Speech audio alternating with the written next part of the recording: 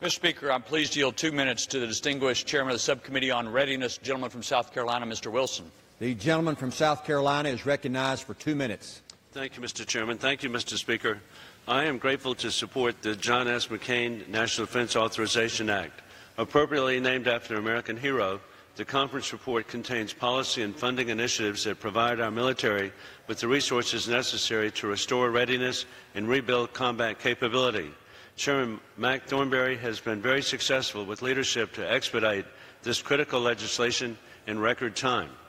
As Readiness Subcommittee Chairman, I appreciate that the conference report authorizes additional funding for training, spare parts, equipment, and weapons systems maintenance. The conference report also focuses on aviation readiness by increasing flying hours, funding for spare parts, and establishing a commission to examine the tragic rise in military aviation accidents. Both the House and Senate bills address Navy surfaces improvements in response to last year's collisions and tragic loss of 17 lives on the Fitzgerald and McCain. I appreciate the conference report because it contains a range of provisions that improves the operation of surface fleets.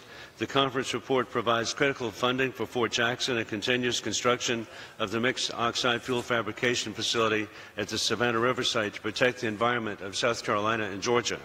It also supports our strongest ally in the Middle East, Israel, by establishing defense partnerships to counter Iran's terrorist activities. In conclusion, I want to thank Chairman Thornberry again for his success with his dedicated professional staff. I also appreciate the Readiness Subcommittee's distinguished ranking member, Congresswoman Madeline Boidayo of Guam, for her contributions to this bill. I strongly urge all of my colleagues to support the bill. I yield back my time. The gentleman yields back. The gentleman from Texas reserves.